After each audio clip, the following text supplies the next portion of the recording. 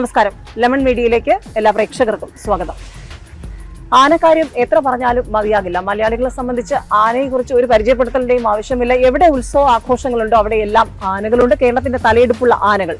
ഞങ്ങളിപ്പോൾ ഉള്ളത് തിരുവനന്തപുരത്ത് തിരുനെല്ലിയൂർ ക്ഷേത്രത്തിലാണ്. തെക്കിന്റെ തിരുനെല്ലി എന്നറിയപ്പെടുന്ന തിരുനെല്ലിയൂർ ക്ഷേത്രത്തിലെ ഉത്സവത്തോടനുബന്ധിച്ച് മോദി എന്നുള്ള ആനയുടെ ഒരു തലയെടുപ്പ് കാണാൻ തന്നെയാണ് ഇവിടെ വിശ്വാസികൾ കാത്തിരിക്കുന്നത്.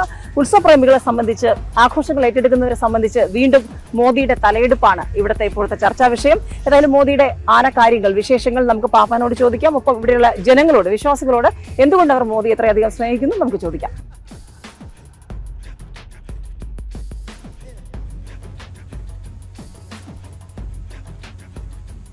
അപ്പോൾ വീണ്ടും മോദി ഇവിടെ തലയെടുപ്പോടുകൂടി വരുമ്പോൾ ഇവിടെ ക്ഷേത്രം ഭാരവാഹി ശ്രീ സുധീഷ് ചേരുകയാണ്. എന്തുകൊണ്ടാണ് വീണ്ടും മോദി തന്നെ തിരുനെല്ലിയൂരിലേക്ക് എത്തിച്ചത്? എന്താണ് മോദിയോടുള്ള ആരാധനയുടെ കാരണം? മോദിയോടുള്ള ആരാധന എന്ന് പറയുമ്പോൾ ഇടക്കാലത്ത് ഈ ക്ഷേത്രം ഒരു വലിയൊരു കോൺക്രീറ്റ് ഭിത്തി വീണ് പൂർണ്ണമായിട്ടും തകർന്നിട്ടുണ്ടായിരുന്നു. ഒരു 7 വർഷത്തെ ഇവിടുത്തെ നാട്ടുകാരുടെയും വിശ്വാസികളുടെയും കഠിനാധ്വാനം കൊണ്ടാണ് അമ്പലം പുതിയതായിട്ട് നിർമ്മിച്ചത്. അപ്പോൾ കഴിഞ്ഞ വർഷം മുതലാണ് വീണ്ടും പ്രതിഷ്ഠ, അതായത് നമ്മൾ പുതിയ പുനർപ്രതിഷ്ഠ നടത്തിയതിന് ശേഷം 2 വർഷം മുമ്പാണ് അമ്പല വിഗ്രഹം കൊണ്ട് നമ്മൾ ഇപ്പോൾ എഴുന്നള്ളത്ത് തുടങ്ങിയത്. മുൻകാലങ്ങളിൽ അമ്പലം തകർന്നതിന് ശേഷം എഴുന്നള്ളത്ത് നിർത്തി വെച്ചിരുന്നു. അപ്പോൾ വ്യത്യസ്തപരമായ ഒരു ആശയം, യാനയുടെ പേര് നമ്മൾ ഭരണസമിതി അംഗങ്ങളിലേക്ക് ശ്രദ്ധയിൽപ്പെട്ടു. അപ്പോൾ നമ്മളൊരു സുഹൃത്ത് മുഖാന്തരം യാനയുടെ ഓണറായിട്ടുള്ള ഷാജി എന്ന് പറയുന്ന പുത്തൻകുളം ഷാജി, അദ്ദേഹത്തിന് ഒരുപാട് ആനകളുണ്ട്. പക്ഷേ നമ്മൾ അവിടെ ആനത്താവളത്ത് പോവുകയും ഇദ്ദേഹത്തെ കാണുകയും ചെയ്തു.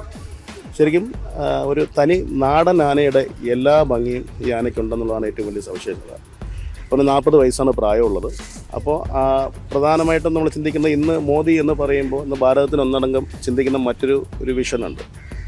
അപ്പോൾ നമ്മുടെ അമ്പലത്തിൽ നമ്മൾ ആ തരത്തിലേക്കാണ് ചിന്തിച്ചത്. വീണ്ടും ഒരു പ്രാവശ്യം കൂടി അമ്പലത്തിലെ തിടമ്പേറ്റുവാൻ വേണ്ടിയിട്ട് മോദി എന്ന് പറയുന്ന ആനയെ നമ്മളോട് കൊണ്ടുവരുന്നു. വളരെ ശാന്ത സ്വഭാവവും മാത്രമല്ല, ഈ ഇടുങ്ങിയ റോഡുകളിൽ കൂടി തന്നെ ഇത്രയും വലിപ്പമുള്ള ഒരു ആനയെ വളരെ സമാധാനപരമായ ഒരു അന്തരീക്ഷത്തിൽ നമുക്ക് കൊണ്ടുപോകാൻ സാധിക്കുന്നുണ്ട്. അതിൻ്റെ പാപ്പാനാണെങ്കിലും അവരുടെ ആൾക്കാരാണെങ്കിലും കൃത്യമായ ഒരു സഹകരണം നമ്മളോടുണ്ട്. മാത്രമല്ല, ഒരു ആനയ്ക്ക് വേണ്ട എല്ലാ ലക്ഷണവും ഭംഗിയും ഒരു തലയെടുപ്പും അവനുണ്ട്. ഭഗവാന്റെ തിടമ്പേറുമ്പോൾ അതിവിടെ ആറാട്ട് കടവിൽ സമാപിക്കുന്നത് വരെ നമുക്ക് ഈ 2 വർഷം കൊണ്ട് ഇടക്കാലങ്ങളിൽ ചെറിയ ചെറിയ ബുദ്ധിമുട്ടുകൾ ഉണ്ടായിട്ടുണ്ട്. പക്ഷേ എന്നാൽ മോദിയെ സംബന്ധിച്ചിടത്തോളം അത് വളരെ ഭംഗിയായിട്ട് എല്ലാം പറഞ്ഞ് നമ്മളിന്ന് നാടൻ അഴകെന്ന് പറയുന്ന രീതിയിൽ ഒരു എന്താ പറയുക, ഒരു 7.5 അഴകി തന്നെ നമ്മളെ മോദി എന്ന് പറയുന്ന ആനയ്ക്കുണ്ട്. ഇപ്പോൾ നമ്മുടെ അത് മതപ്പാടെല്ലാം കഴിഞ്ഞ് ഇപ്പോൾ നമ്മൾ നീര കഴിഞ്ഞിട്ട് ഇപ്പം എഴുന്നള്ളത്തിന് ഇറങ്ങിയിട്ടേ ഉള്ളൂ. അപ്പം ആ ഒരു അത്രയും ശാന്ത സ്വരൂപത്തിലാണ് ഇപ്പോൾ അവനുള്ളത്. ഇന്നലെ വെളുപ്പിനാണ് ഇവിടെ എത്തിയിട്ടുള്ളത്. ഇനി 3 മണിയാകുമ്പോൾ അവൻ്റെ ശിരസിലേക്ക് നമ്മൾ എന്താ പറയുക, ഭഗവാന്റെ തിടമ്പേറ്റ് നമ്മൾ ഭഗവാന്റെ തിരുഘോഷയാത്ര ഇവിടെ നിന്ന് ആരംഭിക്കും. ഏതായാലും 40 വയസ്സുണ്ട് മോദിക്ക്. ആ ഒരു നാടൻ ആനച്ചന്തം, അതിനെക്കുറിച്ചാണ് ശ്രീ സുധീഷ് പറഞ്ഞത്. ഏതായാലും നമുക്കിവിടെ ദൃശ്യങ്ങളിൽ വന്നപ്പോൾ തന്നെ വ്യക്തമായിരുന്നു, കുട്ടികളും മുതിർന്നവരും അടക്കമുള്ളവർ ഒരുപോലെ കൗതുകത്തോടെ മോദിയുടെ തലയെടുപ്പ് കാണാൻ, പ്രത്യേകിച്ചും തിടമ്പെഴുന്നള്ളിക്കുന്ന ഒരു കാഴ്ച കാണാനായി വിശ്വാസികളും ഒപ്പം ആഘോഷങ്ങൾ ഏറ്റെടുക്കുന്ന ഓരോ മലയാളികളും ഇവിടെ കാത്തിരിക്കുകയാണ്. ഏതായാലും കൂടുതൽ ആന കാഴ്ചകളുമായി ഞങ്ങൾ വീണ്ടും ഇടയ്ക്ക് വരാം.